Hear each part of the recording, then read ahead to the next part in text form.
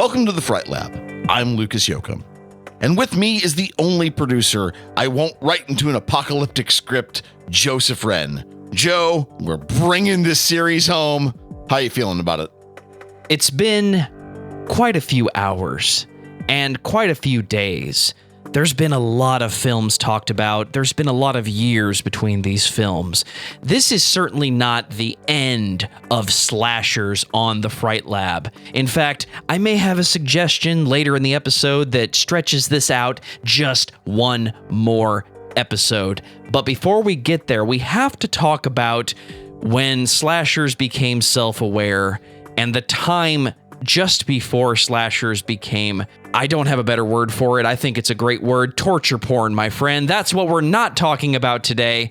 We're talking about some intelligent writing by some of our favorite writers in horror. How are you this evening, all of you gruesome people? If this is your first episode of the Fright Lab, you need to go back a couple, but Lucas is going to talk about that in a couple moments. Indeed. Let's dive in. There's a lot to say about this, this remnant of a subject anyway.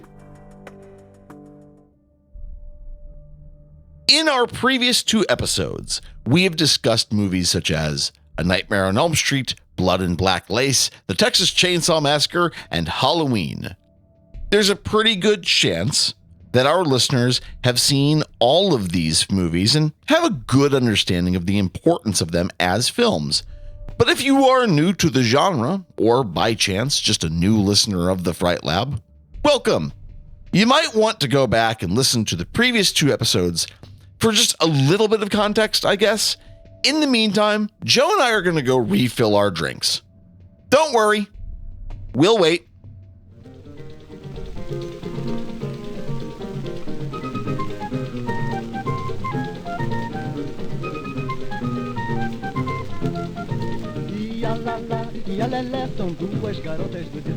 All right, now that you're all caught up, we can dig into what amounts to the later years of slashers. And, where do we begin? In our last episode, we discussed the horrible disease, sequelitis. The Hollywood machine is nothing else if not predictable and driven entirely by profit margins. If a formula sells tickets or downloads once, studios will certainly try to extract as much profit out of that formula as is possible. And while that makes good business sense, there is such a thing as going to the well too many times. After 8 or so movies featuring Freddy Krueger, it's easy to see how someone might be just kinda, meh about the whole thing. But we need to give credit where credit is due here. Wes Craven saved slashers from the dustbins of cinematic history, and he managed to do that with a pair of films: 1994's Wes Craven's New Nightmare and Scream in 1996. I think he must have seen the writing on the wall, and frankly a wall that he helped to create. Neither of these movies are exactly obscure cinematic gems or anything, but I would argue that they saved horror from being thrown back into the artistic dark ages. They also helped create new molds to work with and break out of. And after that, we need to discuss what might be the future of slashers and what that might mean for the genre of horror as a whole. The bad man's getting awful close. You're gonna have to make a choice. What kind of choice? Whether or not you're willing to play Nancy one last time.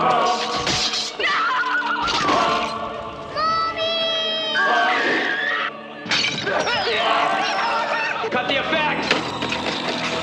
Isn't there somebody who can stop him? That person's you. Why me? But it was you that gave Nancy her strength. Almost there. Where's my son?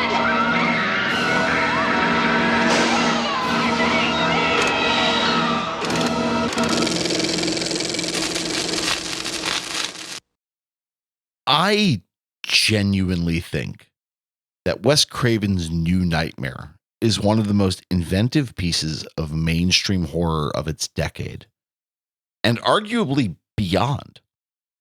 The premise of the film might seem, trite now, but at the time, it was absolutely unique. Heather Langenkamp, the original actress portraying the original protagonist Nancy in A Nightmare on Elm Street, has been asked to get back into the Freddy Krueger-shaped saddle one last time. She's seemingly a little reluctant. She's a child and a husband at home and seems, mostly happy, not get so tied up with the Nightmare Monster movie at this point in her life. But not everything is hunky-dory for her. She's been receiving increasingly disturbing phone calls from an apparent stalker. Her home in Los Angeles seems to be right on a major fault line, with increasingly damaging earthquakes being the norm. And her son? Well, his behavior is becoming increasingly bizarre. Now, spoilers ahead for Wes Craven's new Nightmare. Future Joe, will you please add in the timestamp to skip ahead to? The next section of the Fright Lab contains spoilers for Wes Craven's new Nightmare. If you'd like to be shocked for the very first time, skip forward to 7 minutes and 16 seconds. It turns out that director Wes Craven has started working on a new film featuring Freddy Krueger. This story posits that Freddy isn't merely some sort of dream monster, the ravening id of a child killer let loose upon the world. This new script argues that an entity is attempting to break into our reality using the form and power of Freddy Krueger, causing havoc and evil. The only people capable of fighting him, since he was basically written into existence, are storytellers. And so it goes. Heather Langenkamp has a real fucking fight on her hands. Now, with all that said, I know that the premise of this movie is absolutely bonkers. Horror movies, maybe more than any other type of film, require you to buy into the plot and into suspending your disbelief. So I get if this movie sounds, just too silly for many modern ears. But my dear audience, you have to go watch this movie if you've never seen it before. It just works in ways that are hard to describe. The movie somehow nails the original tension and dreamlike horror of the original Nightmare on Elm Street. Not only is it playing with the fear of Freddy Krueger, it deals very candidly with the fear a mother has for their child, about grief and about existential terror. Frankly, it illustrates how artful Wes Craven could be at his best. And just, 2 minor points here. First off, the kills in this movie are really well played. They are visceral, practical effects in the vein of the first movie. They're almost old school, and I always enjoy that. They are genuinely gnarly in a few spots, and they just don't get enough love. Next thing, John Saxon is back in this movie. Yes! I can't tell you how much I enjoy seeing him on film. My notes for this movie literally read, John Saxon, baby! At one point, anyway. How do you feel about the change in the character's makeup?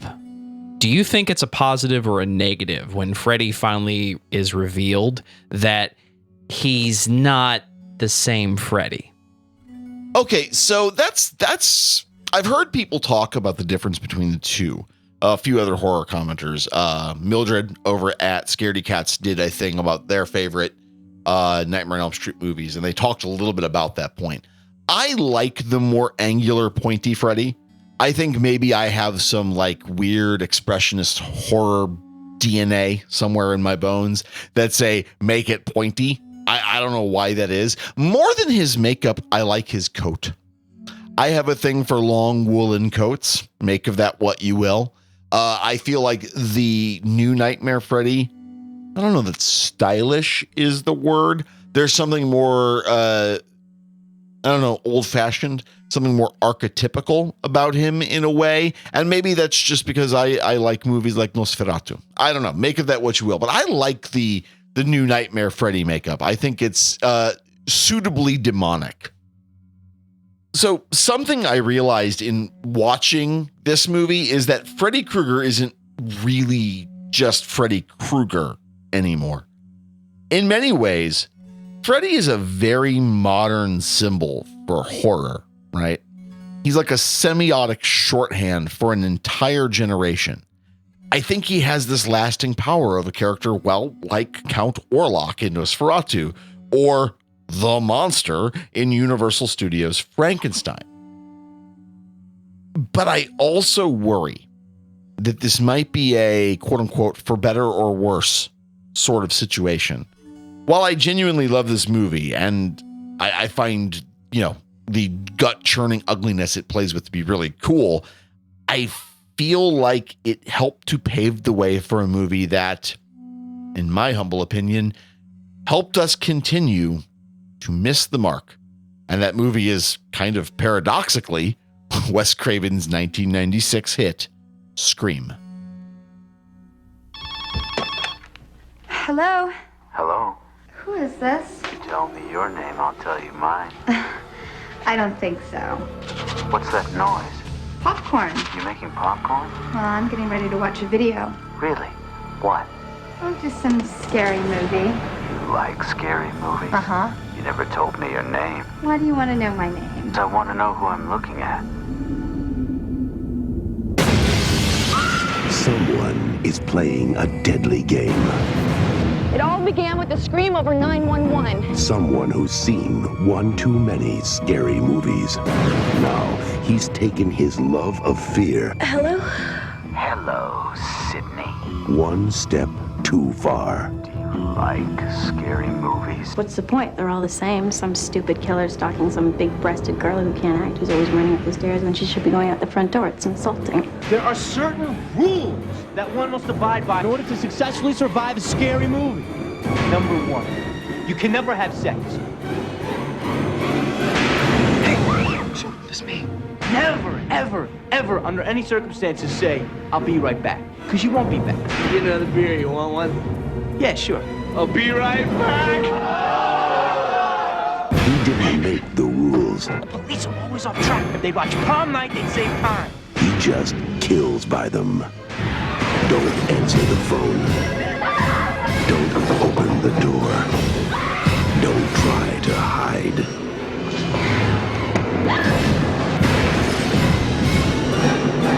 Everybody's a suspect! You're not scared, are you? Scream. What a great trailer.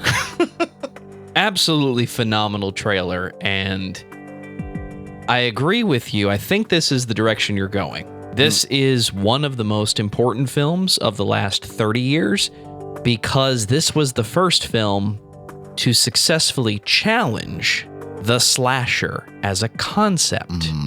And it really brings horror movies and the jokes we all tell when we're sitting in the theater about this is what's going to happen next and makes that the premise of the movie. Yeah. I will say where New Nightmare does not succeed for me, it sets the groundwork for this is what I'm going to do in Scream. Maybe. As someone of a particular age cohort, it almost feels like a heresy to say that you kind of don't like the original Scream. You might be fine in saying, like, I don't care for the sequels, but the original, like, it's practically sacred text. It's nearly like modern horror gospel.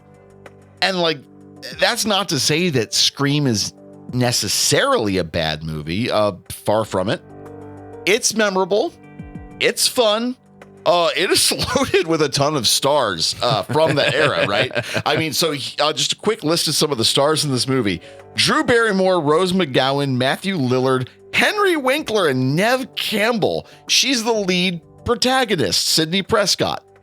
Okay, the story of Scream is fairly straightforward. A popular local girl is brutally murdered by a masked attacker. Just moments before, the murderer called her at home on the phone, because back then there weren't cell phones, and asked her a bunch of horror trivia. The killer, who would be nicknamed Ghostfaced, is tearing a swath through the local community of teenagers. And it's up to Sydney Prescott, a sensitive young woman, to survive and possibly unmask the murderer. Now, dear audience, siblings, one and all, most of you have seen Scream. I would argue that a minimum of 95% of our listeners have seen it. Joe, is that too low of a percentage? I feel like I almost am selling it short here. Does syndication count on TNT? Sure. Yeah. Okay. Turner Network Television for anyone outside of the US. My point, I think everybody has seen Scream at some point. Even the sequels, which often get more attention in the home video and the syndication of films later in the evening or the middle of the day, depending on if it's the weekend or not. But Scream is most certainly a film you have seen. Period. Yeah, I joked before that there's, in the previous episode, I joked before that most of your relatives have seen Midsommar. Scream is kind of in that same category. Now, because most of you have seen it, I feel like I don't want to spoil anything else, even though we all kind of know the ending and the twist. I think the twist in this film is genuinely a lot of fun, and I think the ending is really, really good. It does work. So I won't spoil it going forward. All that is to say, though, Scream was a real sensation, and I mean huge. On a budget of approximately $15 million, it grossed something like $174 million. Out of curiosity, I checked to see what $174 million at the time of its release turns into at the if you were to adjust it for inflation, it comes out to about $350 million. One of the best remembered parts of the film is the list of rules to surviving a horror film. Joe, would you kindly read the 3 rules that I have written down for you? Oh, the harpsichord. Number 1, you can never have sex. Number 2, you can never drink or do drugs. And number 3, never, ever, under any circumstances, say the phrase, "I'll be right back." Isn't that fun? It's such a fun little narrative device to add into the film, a Chekhov's list of sorts that explains a lot of the stuff in the movie. But everyone, can we talk candidly for a minute? Scream is a really fun meta flick around the whole structure of slashers. But in a perverse way, Scream and movies like I Know What You Did Last Summer kinda hurt horror. Despite Wes Craven's brilliant leap into the dark with A New Nightmare, Scream helped re-solidify the image of horror as little more than slashers. And the worst tropes, they're just kind of the only elements of the genre that anyone sees. Scream leaves me in the weird position of wanting to defend a film on its own merits, but also wanting to say that it didn't help an argument. You all know I'm not a person to sincerely agree with the whole elevated horror idea thing. But Scream is a mixed bag of factors. The acting and presentation appeals to those of us who just like a high-quality horror movie. The action and the kills are really fun by the standards of the subgenre. But the presentation of Scream's quote-unquote rules as the quote-unquote rules of horror kind of undermined what New Nightmare managed to pull off. And, of course, Wes Craven, rest his soul, he doesn't owe me any explanations. as always, you should enjoy the movies you enjoy without worrying what anyone thinks. But honestly, Scream really wasn't a final word for the subgenre, despite how it hammers flat many of the conceits of the subgenre. Hell, I would argue that like Cabin in the Woods does an entirely better job of that, but that's a subject for another day. Something I didn't really think about now, or didn't think about rather until just now, is that in a way, I think the difference between the two is the supernatural element, obviously, but that I think Scream is frankly a more pedestrian film. I think that Scream is much more mass market in its appeal, much easier to sell to an audience. I think New Nightmare, it feels almost a little cocaine brained, right? It feels like someone took a great big line and said, it's a horror movie, but a horror movie that already happened and it's happening now in real life. But so it's a Freddy movie. Krueger is real.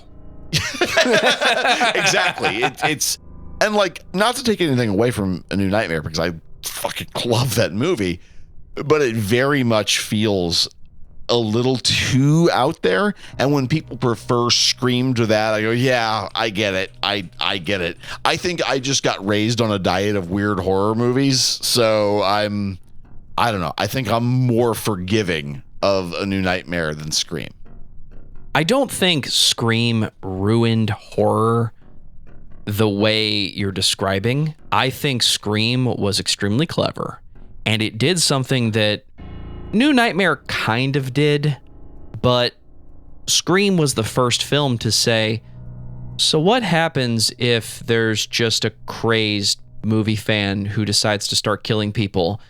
How would this group of teenagers and young adults react to that? Sure.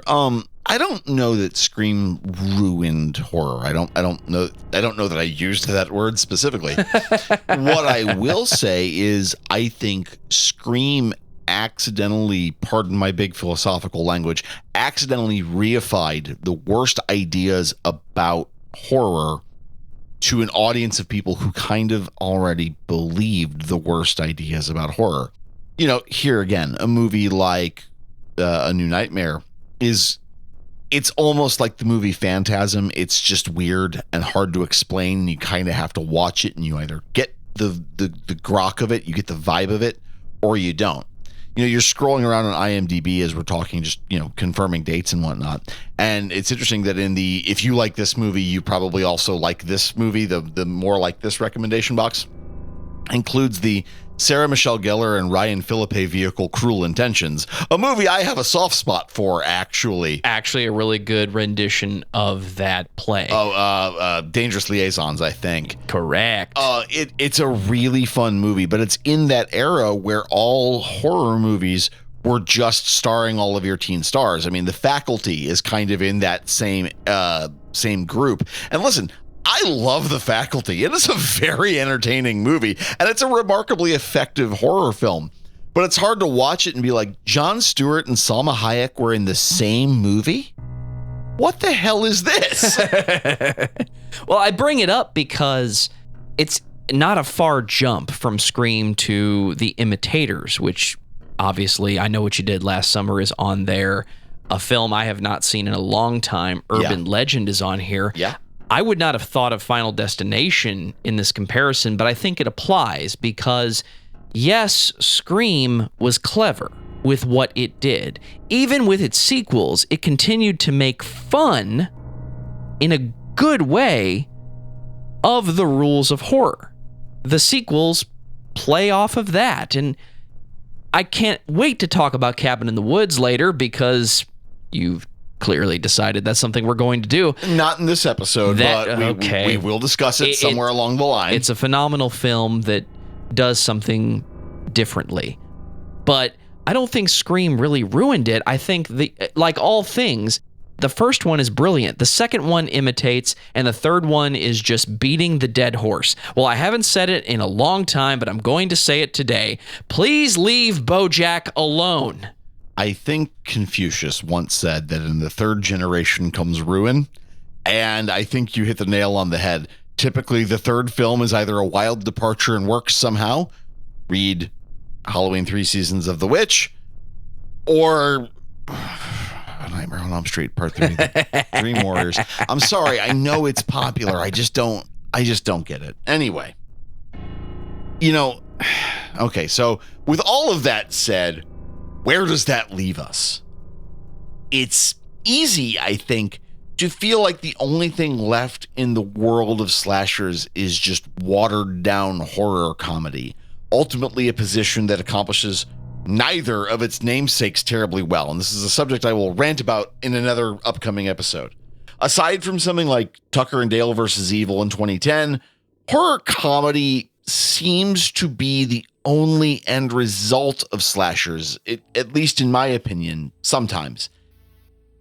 That was until a nasty little flick landed in our lap.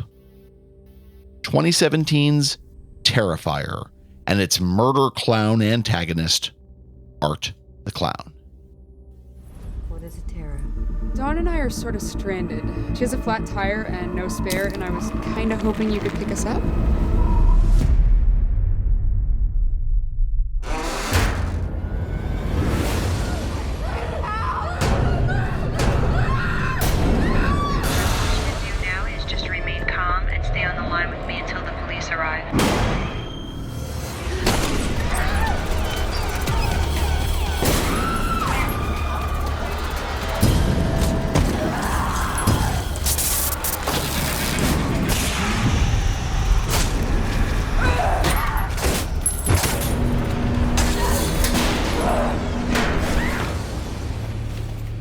What is wrong with you? What, did you think he was gonna hack me up into little pieces or something?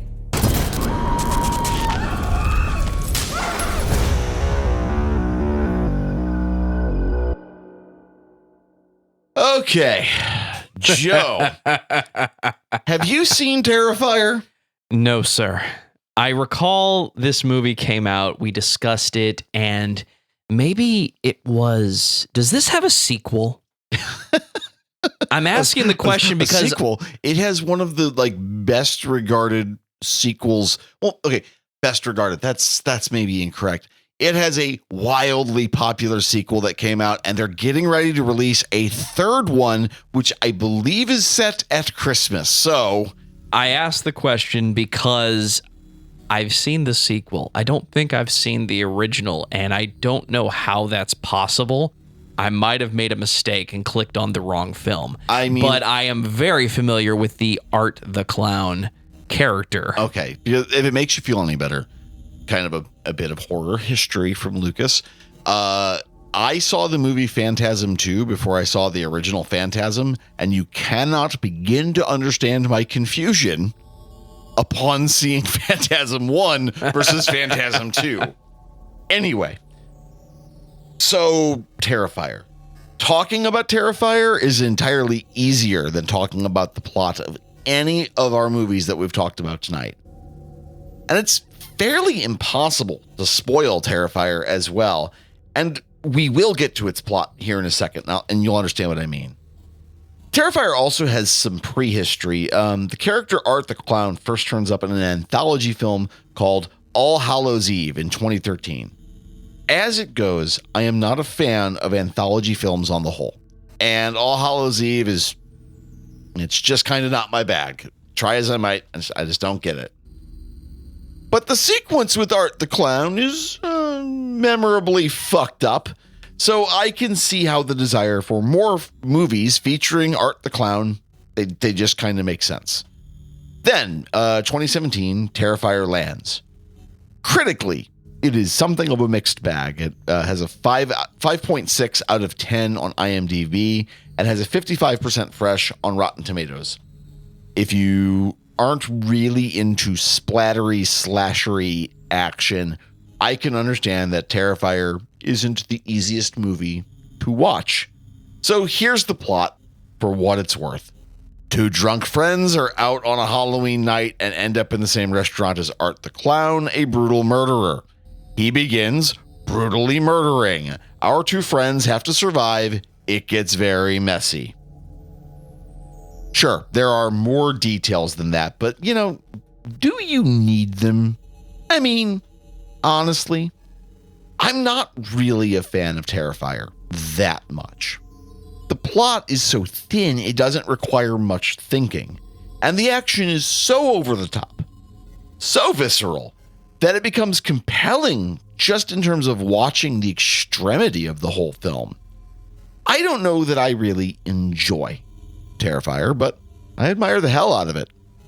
The director, Damien Leone, really took a lot of risks with this one, and I have to give a lot of credit to David Howard Thornton, who plays Art the Clown. It's hard to play a mute character, and especially one who is so unbelievably unhinged. But he really nails it in terms of physicality. And, anyone who is looking to do a mute killer or a mostly silent killer should watch this role and take note. Don't imitate, just look at what he's doing. So, for these reasons, it's not surprising that Terrifier has a cult following, and there's already one sequel that's out, as I mentioned earlier, and another that's on the way. Anton Beal at the BFI sort of nails Terrifier with this partial description.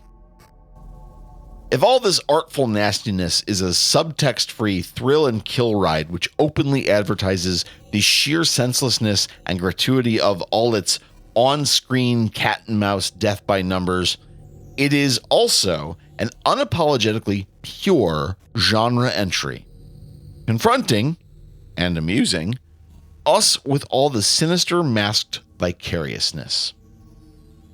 At the bottom of it, this is one of the things I really appreciate about Terrifier. It is a movie with a pure, if extremely damp, premise. It's straight up gruesome horror about a pure, gruesome bit of violence. There's no metaphors about society or grief anywhere here. It's about a clown with a bad habit of inventive homicide and trying to get away from him. More than anything, Terrifier is sincere. It doesn't feel like the sort of easily slapped together dreck that overwhelmed the market from the late 80s through the early 90s. It is pretense-free violence. And better than that, it is sincere. It's having fun. Very edgy, gruesome fun. But that's it. And I find that sort of thing, I don't know, really refreshing, actually.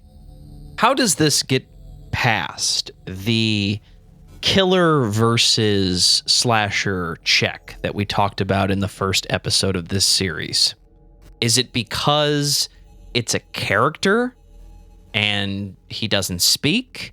Or is that the same premise of a film similar to Maniac? I'm referring to the remake in this case, or some of the ridiculous body horror shit that became The Human Centipede 2 and 3? That's an interesting question. Terrifier almost borders on body horror, I think. Not for the, very Cronenbergian sex and mutation reasons, but just because the violence in it is so over the top and so weird that it just kind of accidentally teeters into body horror. And, is art purely natural? Is he supernatural? You got to watch the movie to kind of figure out how you feel about that and what you make of that. With all due respect to anyone who likes Terrifier, and I have friends, dear friends, in fact, who really love this film, I don't think it's that fucking deep.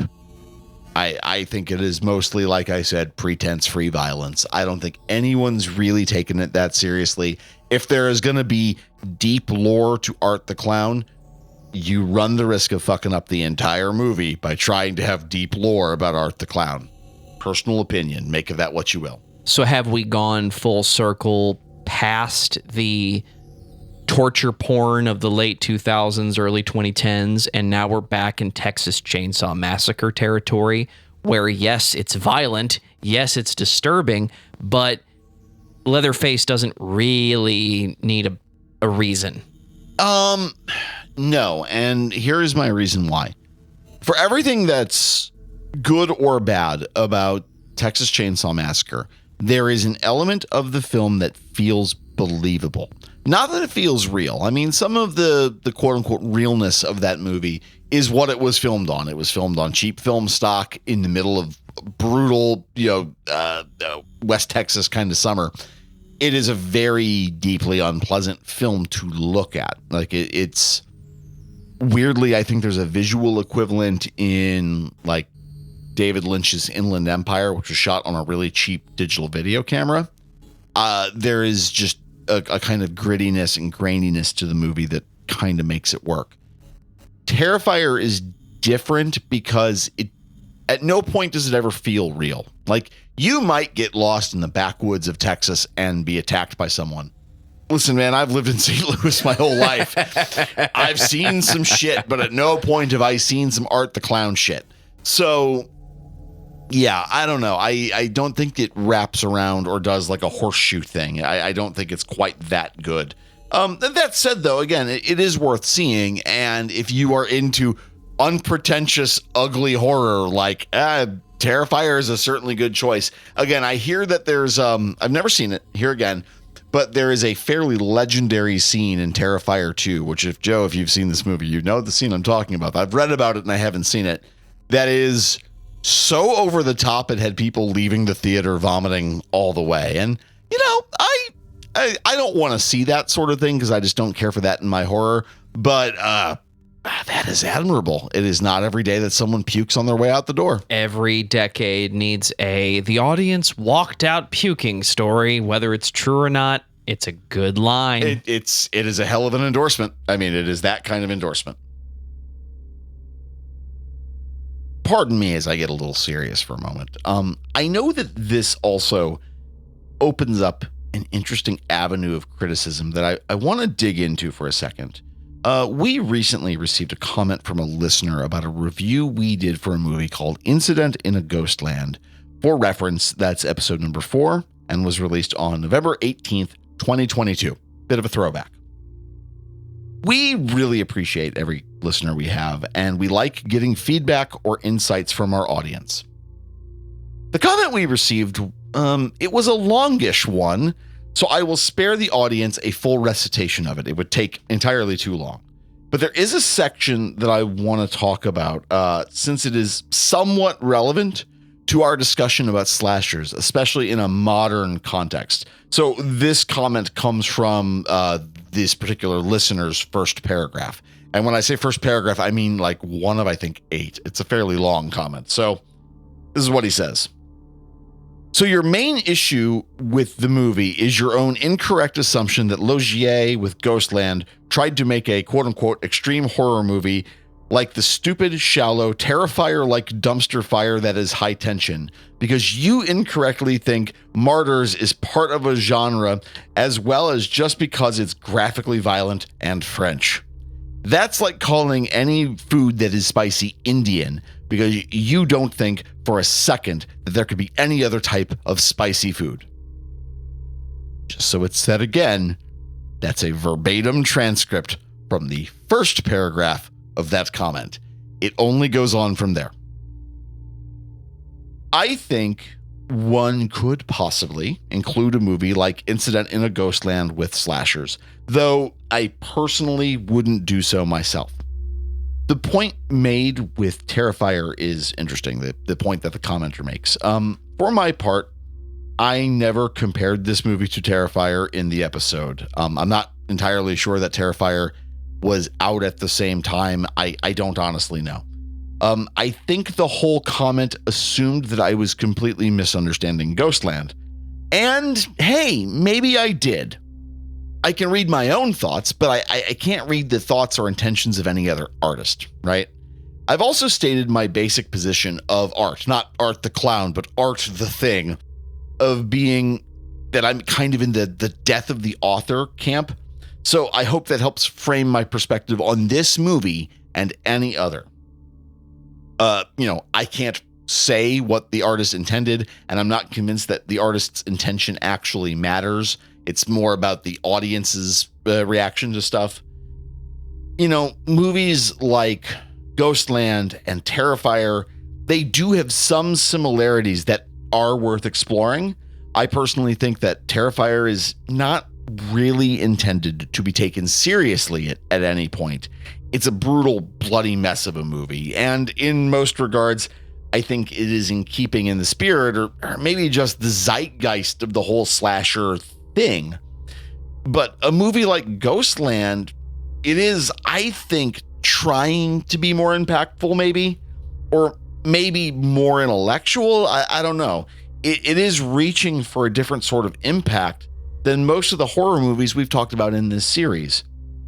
You know, I'm always going to tell people, like what you like. You shouldn't take my readings of these movies or any media property as the end-all be-all about a thing. There are plenty of podcasts talking about these movies, and I am sure someone will share the same opinions as our commenter on one of those hypothetical podcasts. Ultimately, I stand by the opinions I put out in the Ghostland episode. I am still convinced that Ghostland isn't a good flick, and that there are better things from similar parts of the world or similar artists. I think the original commenter on this YouTube link is incorrect in his reading of my intentions or opinions. I do, however, think they make some cogent points throughout the entire comment about the movie, and I would genuinely suggest that whoever they are, I have no idea who this person is, they should put out their own essay on the subject or a podcast about the movie if they haven't done so already. One last thing, just so it's said, and I mean this 100% fucking sincerely. The commenter left this comment publicly. I have made sure not to put out their username or anything like that because I want to respect their opinion and their personal situation and their autonomy. Do not, repeat, do not jump onto YouTube to troll this commenter or to cause them trouble or to pick fights or argue. I mean, if you want to discuss it with them, I can't stop you, but don't fucking start fights with this person. I suspect that 99.999% of Fright Lab listeners are solid people with good intentions who don't do shit like that. In other words, man, just don't make this weird for anybody. We're all adults here. Don't make it weird. Don't start stupid juvenile internet fights, please. With that out of the way, I genuinely am thankful for all comments we receive, and I feel like sometimes not every comment has to be a positive one. It's okay to disagree on these ideas. At the same time, we're talking about slashers, and there's another comment we received that I'm going to read later in the show because I want to appeal to your good intentions, Lucas, about a film that wraps up the slasher. And I feel like we can do one more week of this. I know we talked about this being a trilogy, but there is one more film I want to get in there. Let's save that for later. Because I really do want to kind of hone back in on this for just a minute. It was a very weird thing to get that comment as our first YouTube comment. It's not the first comment we've received on the show, but it was the first, we had just uploaded all of our videos to YouTube. And we had gotten that comment first. I believe Joe sent me a message earlier one morning saying, well, we've got a YouTube comment you should read, which I did. I read it in its entirety. I also then went back and re-listened to that episode because I don't think I ever listened to it beyond the initial proof reading of it, the original, listening to it to make sure it sounded good. Yeah, it was a very weird thing to read as that being our first comment.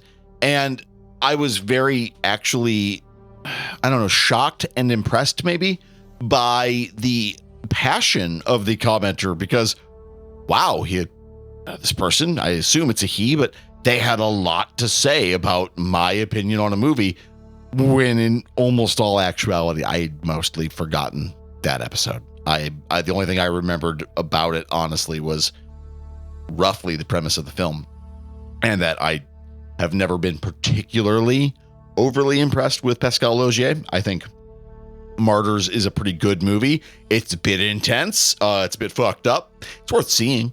You know, if you're into more extreme horror, Martyrs is a damn fine choice. But, you know, I have my opinions of Pascal Laugier, and they are what they are. And I don't fully understand the person's reaction. You know, I will say, though, I'm very, very passionate, as you all know, about movies. And there are certainly movies that I have very deep opinions of. I think I wouldn't be the sort of person to make a big comment on YouTube if someone said they didn't like It Follows, which, as you all know, is one of my favorites. Mostly because I'm just not an internet commenter. Like, that's just kind of not my bag, says the guy with a horror movie podcast. Listen, I know how I sound. I know I'm a hypocrite. I get that. But I'm in this very weird position because it was such an intensely passionate comment, and I admire that. But at the same time, I had forgotten about that episode almost entirely. So it was very, very interesting to know that had such an effect on someone. I suppose I should feel incredibly fortunate that even if someone totally disagreed with my opinion, they thought that it was at least interesting enough to make that comment. I strongly suspect that we will never really get free of slashers. Once Pandora's box is opened within a genre, there is no closing it. And truthfully, I'm not sure that I would want to close it either. Sure, we have to deal with an absolute bore of a movie like Chopping Mall. But I would never willingly disown the original Texas Chainsaw or the Texas Chainsaw Massacre 2, albeit for totally different reasons. It's worth pointing out that slashers, at least to me, feel like the product of a time and a place. Think back to a movie like Lustig's Maniac. It's a gritty, ugly film that is loaded with deeply unsettling violence. It's also an incredibly well-made film from cinematography to acting. Memorable, even if some of those memories are incredibly upsetting. But Maniac is as much a product of its time period as anything else. New York was a different place back then, and a role like Frank Zito, the New Yorker, couldn't really exist now, I don't think. This is nothing of the remake, I believe, from 2013 starring Elijah Wood. It has its own episode. Go back and listen to it. Anyway, it's like Stephen King said, the world has moved on. So if we're going to continue having slashers, I'm afraid that they're going to have to evolve. We can't live on a metatextual analysis alone, you know? And I won't spend the rest of my film fan lifetime rewatching Halloween and A Nightmare on Elm Street to scratch my occasional slasher itch. But if we're going to demand more of filmmakers, we also have to be willing to support those sorts of films. Something I genuinely love about doing the Fright Lab is how I've had a chance to interact with people in varying positions in the world of cinema. I won't speak for anyone, obviously, but I will say this. We need to support indie cinema, independent theaters, and the teams it takes to make movies happen in a modern way. I think if we all take this position, we won't be looking for the next Freddy, or for that matter, the next Art the Clown. What we are going to find is something more intense and more inventive than what we've seen before now. Doing this particular series of episodes has made me aware that I actually respect slasher flicks a little more than I had initially thought. If you watch enough horror, it is possible to become a little disillusioned with it as a subgenre. But after this series of episodes, I am actually feeling pretty refreshed, and I'm looking forward to what we have coming in the next few episodes. Joe, how are you feeling about slashers now that we've talked about them for like 6 hours? I have to say that I'm glad we opened the can and let slashers, the conversation, out into the world, specifically the world of our podcast. We haven't answered some simple questions, though, so episode 3, slashers, now's the time. Lucas, Who's your favorite slasher? You get one. Everybody has one. I'm going to go with the improv rule of first thought, best thought, and say Leatherface. I know. I talk about it in a lot of episodes, how much I love Texas Chainsaw. I think, especially in the first two, less so in the latter day iterations of Texas Chainsaw. I still think Leatherface is the most effective of the slasher villains. But like I said about Texas Chainsaw 2, it is a very different movie with a very different premise. It almost creates a slasher, I don't know, anti-hero out of Dennis Hopper. But, you know, that's Dennis Hopper for you, I think. Indeed. And that is a film we're going to have to check some boxes on at a later date. One of these days, I am going to find a way to talk about Texas Chainsaw 2. I genuinely don't know.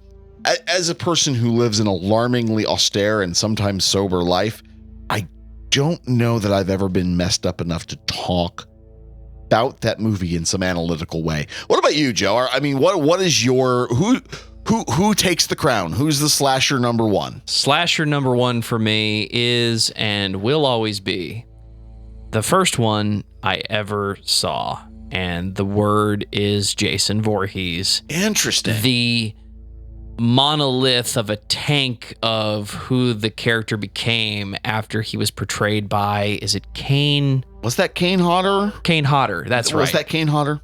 Absolutely. Okay. He wasn't the only one, but he was there in the Manhattan days and the Jason X days, and he specifically portrayed the character throughout the entirety of Freddy vs. Jason. Mm-hmm.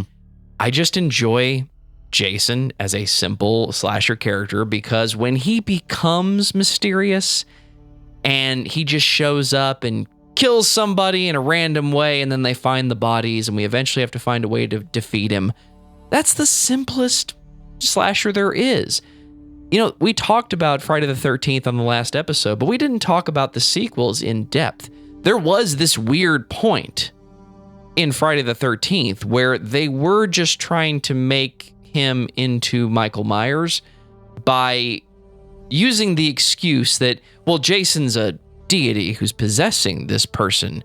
And that's why he's wearing a mechanic's outfit and a mask on his head. It was a bag, damn it. And he's just walking very slowly. You know, that's something that they did. And then eventually he just became this lurching machine that is now a ghoul. He's a bit of a zombie character. I always think of Jason Voorhees like Solomon Grundy. You know, his superpower is that he's a zombie. He won't die. That's my favorite. There's definitely some additional characters in that genre, but I think Freddy Krueger is the best one. Okay. I have thought that for a long time because he has a personality. When I think about horror movies and I think about slashers specifically, we mentioned Cabin in the Woods because it kind of does the Scream thing in its own way, but there's another film, my friend. And if I can make this 3-parter into a 4-parter, I'm going to make my play now. Okay, let's hear it. We had a comment on episode 34, Mars Attacks. This comment is from 5 Bags, the number 5. They write, "Fantastic. So happy I found you. Subbed. Please consider doing the very fun and woefully underrated 2006 film Severance or Behind the Mask, The Rise of Leslie Vernon. My friend, are you familiar with this film?" Joe, it just so happens there's an episode sitting in my back pocket about a strange fella named Leslie Vernon. And we're going to cover that in the next episode. I don't want to spoil anything because, boy, howdy, I have a lot to say about that movie. But I do want to go back to your point about Jason Voorhees for just a minute because I wanted to eventually in this episode talk about Freddy versus Jason. I wanted to also talk about Jason X, aka Jason in Space.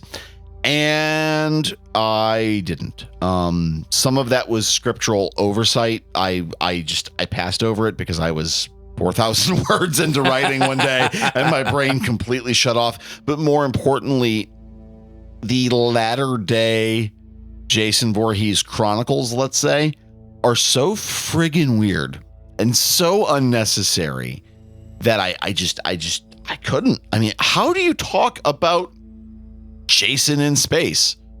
How? I thought about it and I couldn't find a way. That is where the horror slasher sequel becomes the popcorn movie. It's when the series becomes, I'm full of it, my friend. The Friday the 13th series became Texas Chainsaw Massacre 2 long before Jason X. But the idea is the same. I'm not going to see a serious horror film. If I want to see a serious horror film, you know what film I watch? Friday the 13th. I don't watch the sequels to Friday the 13th. I go to see the sequels to Friday the 13th so that I can eat popcorn, drink beer, and watch the damn movie. I totally agree with you. And like, I get it. You know, Jason X, listen, I would like to think that after all these episodes, someone, somewhere, anywhere, might believe that I have complex emotions and complex thoughts. But sometimes I want to see someone in their underwear get zipped into a bag and beaten off a tree.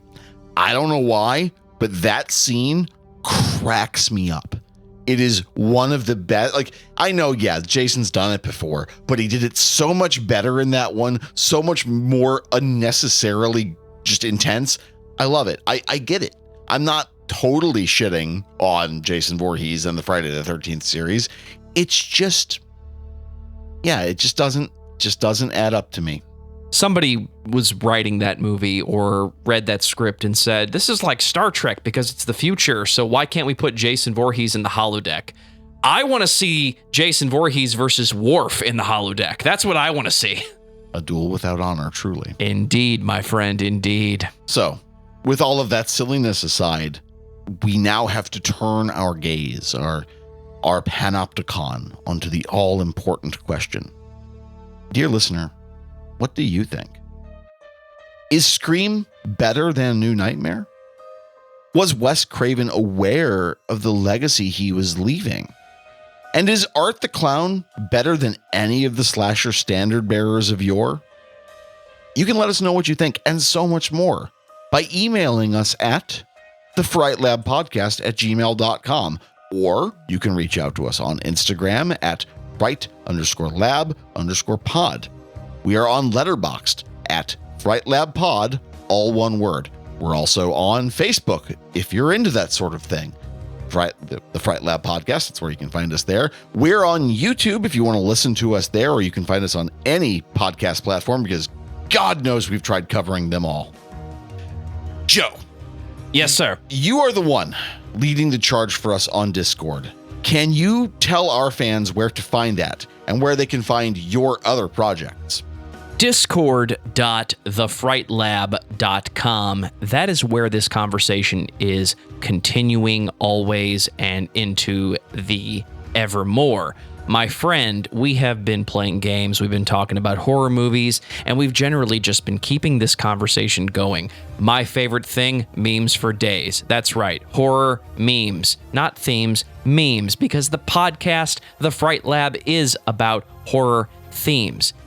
If you enjoy heavy metal themes, you should be listening to all the podcasts we are creating at discussmetal.com. We talk about your favorite bands, my favorite bands, heavy metal subjects, and if you happen to enjoy some scary rock and roll, thedamnitjanets.com. Give us a listen. We appreciate that.